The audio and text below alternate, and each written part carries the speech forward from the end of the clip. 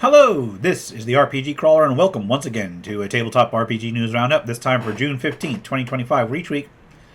I take a look back at the week in tabletop gaming news and bring you the highlights, especially regarding indie releases. But before getting into releases, it looks like a few items of interest. Two tabletop gamers bears mentioning. Now, two of them are computer game related. First of all, Neverwinter Nights 2 is getting an enhanced edition. I covered that on my CRPG News Roundup. Likewise, Solasta 2 looks like it's going to be using the 2024 revision of the 5th edition SRD now. And while I completely understand why they're updating things, I have to admit it does temper my will to get the game, my enthusiasm a little bit, just because I don't like the 2024 revision. But I see why they're doing it, and the team behind Solasta has put out some really good stuff, so I'm sure they'll do well with it.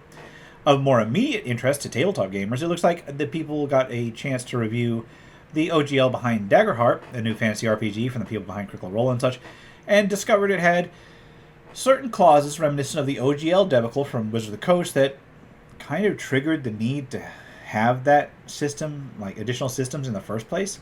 And in fact, it may go even further than the WotC reimagining the OGL in terms of co-opting third-party content. So I suppose anybody willing to create content for the Daggerheart system needs to keep that in mind. Onwards towards minor PDF releases, we'll start with The Crooked Man. It is a 5th edition of folk horror RPG experience, available both in 2014 and 2024 rule set versions, complete with new mechanics and features, character creation options, a bestiary, etc. Moonfern Mansion Mystery is a 5th edition one-shot adventure for low levels, revolving around an eerie mansion. In fact, there's a couple of these. Murmur Mansion is another mansion crawl, this time a horror-themed side trek for 5th edition. I think the first one's horror as well. Dealing with a vanished warlock in a corrupted manor. The Blooms That Feed on Fire is an adventure anthology for 5th edition, dealing with the final days of a doomed world, covering what would eventually become the Val Ruvina setting. Baron's Folly looks to be a 5th edition adventure that revolves around a village which is being reclaimed by a long-vanished baron's daughter who had become a pirate queen in the interim. A Long Night of Mourning is a 5th edition compatible adventure that covers a fog-shrouded town with a dark mystery within it. These Goblins Won't Kill Themselves is a 5th edition conversion of a humorous adventure about dealing with goblins as the first part of a 5-part series. Dark Wizard Games has a few adventures out. There's Sword of the Worm's Bane, which is available separately in 5th edition and 1st edition versions. There's also Sinestra and Her Machina Spiders, available in both 5th edition and 1st edition combo in one product, as is Vigilantes of Subway 9, which has both 5th edition and 1st edition version within it. Faster Purple Worm, Kill Kill, is a one-shot adventure based on a show on the D&D Adventures channel, which focuses on first-level adventurers that will die, so it's just about what they can do along the way to their doom. Amazing Locations from Elven Foundry is a collection of various places that can be used within a session or as their own site. It comes in silver and gold versions, with the gold version having almost twice as many locales. Daring and Dread is a campaign setting for 5th edition, covering a broken world of fading empires and includes information on kingdoms and pantheons, lore, original monsters, etc. Camon Adventures is a collection of 6 adventures written for the Camon setting, which I mean K-A-M-O-N, Camon, I guess. I did cover that a bit ago. It is a fantasy setting for 5th edition inspired by feudal Japan. Then there's 5.5 RPG Italia Adventures, a collection of material and setting inspired by Italy's history and lore. African Folklore Bestiary Volume 2 is a collection of creatures inspired by the lore of the African continent for 5th edition. Arcane Armaments looks like a collection of a couple of hundred unique magic items for 5th edition. Gods and Avatars, Norse Gods, is an examination of the deities of the Norse pantheon, including orders devoted to them, temples and spaces, etc. Relics of Root and Leaf is a collection of enchanted items with a forest theme suitable for 5th edition. The Black Ledger covers a variety of underworld-themed material for 5th edition, including various factions, crime rings, NPCs, subclasses, spells, etc. Kelphasil's Tales has Fabled Strangers, a collection of 25 NPCs for 5th edition, complete with backstories, hooks, etc. Volume of Villains is a collection of various villainous NPCs for 5th edition, as well as player backgrounds, feats, spells, items, etc. for villainous player characters. Ancient Idols for 5th edition is a sourcebook on incorporating monuments and monoliths of old civilizations into your campaign, basically old ruins and such. Goodman Games has a fair amount of stuff, some for 5th edition, some for Dungeon Crawl Classics. There's Adventurers Collection for 5th edition, Compendium of Dungeon Crawls Volumes 3 and 4. Then Dungeon Crawl Classics, Tome of Adventures, numbers 5, 6, and 7, each a collection with its own theme for their particular systems. There's also X-Crawl Classic Series, which revitalizes the old X-Crawl idea of a competitive sports dungeon crawl. This time for Dungeon Crawl Classics, this time starting with X Crawl Classics number 1. Wormwood number 2, The Evil That Men Do, is a Dungeon Crawl Classics third-party adventure, this time dealing with the second module of a trio of introductory adventures for the Wormwood historical fantasy setting. The zero-level survival guide for DCC RPG is what it says on the tin, a collection of tips from old-school players on how to make it to level 1 in the DCC RPG system, although I imagine some of the tips might be useful for other systems that start at 0th level, like Shadowdark, perhaps. Then Bloat Games has material for Evolved, a superheroic time travel RPG that itself uses a version of the DCC RPG system. There's the core book, then the adventures Time Tempest, The Time Lost Caverns, Escape from the EC-55, and Evolution Faster, Better, Harder. Misadventures, The Northern Troubled Lands, is a supplement for Shadowdark RPG that includes 4 dangerous adventures combined into one area with a hex crawl. Then there's Tales of the Pog Wars, another Shadowdark offering, this time offering various Weird West, goblin-centric Gonzo-style material. The Bride of the Sinner's Crypt is a one-shot adventure for Shadowdark RPG that includes an original dungeon, some new classes, new spells, etc.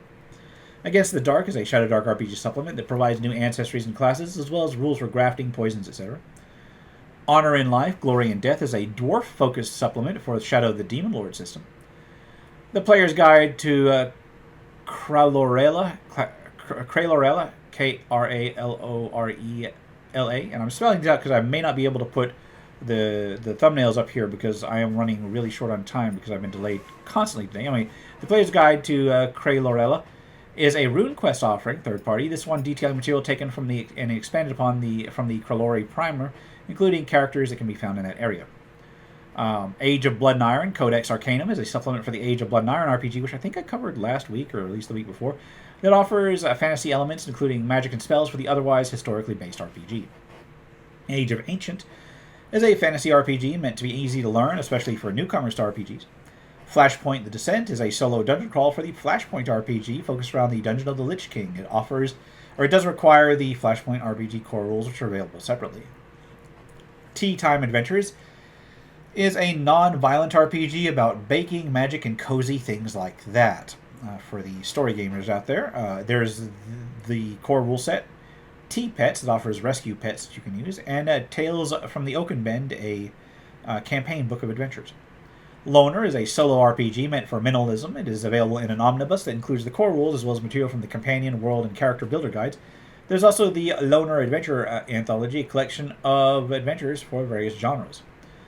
FASA has some offerings for $18.79. There is Deathless on the Nile, which wraps up a 3-part adventure series, and then the Samsut Sourcebook. The Sutra of Pale Leaves, Twin Suns Rising, is a scenario for Call of Cthulhu detailing the King in Yellow appearing in 1980s Japan. Then there's An Ill Wind on the Thames, and scenario for Call of Cthulhu set in Victorian London. Valley of Souls is another Call of Cthulhu scenario, this time set in Bolivia.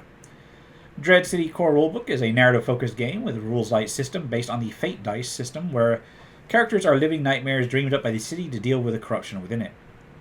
The Three Banner Festival is a jumpstart for the Exalted 3rd Edition, and includes pre-made characters and a full introductory scenario. VHS, The Late Curse, is a horror story for the VHS horror role-playing game. Aurora, the RPG, is a tabletop RPG designed by a two-person team based on the basic role-playing system with flexible mechanics that allows adventures across various dimensions. It comes in a premium version as well. Warp Space Science Fiction Role-Playing offers a space-based sci-fi RPG detailing smuggling and merchant trade. There's also Adventure 1 Merchant Prince for that system. Finally, there's the Stillwake Aftermath, a trifold adventure for the Mothership sci-fi horror RPG. And with that, we'll move on to crowdfunding campaigns. Remember that contributing to a crowdfunding campaign should be done only at your own risk. Doing so is no guarantee of even receiving a product. Mentioned here is not an endorsement, but is for informational purposes only.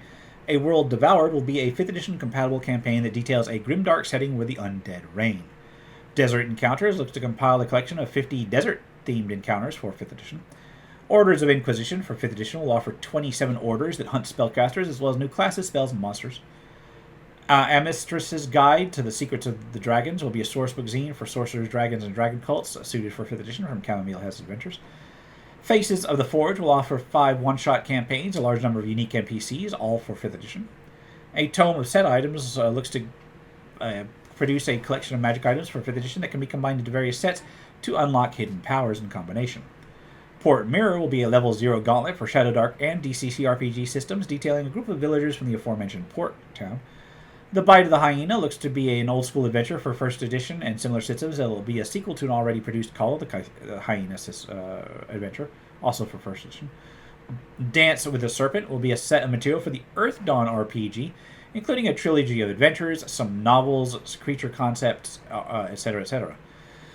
Bloody University will be another grindhouse horror-style system from Bloat Games, this time set around students in a university. They'll be able to go along with their Bloody in Appalachia, things like that.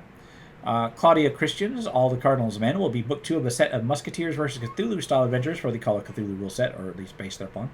Finally, there's Pharaohs and Phantasms, which looks to be a historical fantasy RPG where you play archaeologists designed by an archaeologist. And on that note, I'm going to wrap things up here. This has been the RPG Crawler with my Tabletop RPG News Roundup for June 15th, 2025, and happy Father's Day to those of you who celebrate it.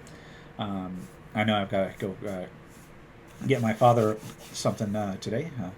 Anyway, if you like what you've seen, remember to leave a like, comment on feedback, and subscribe for more RPG content. Until next time, take care and goodbye.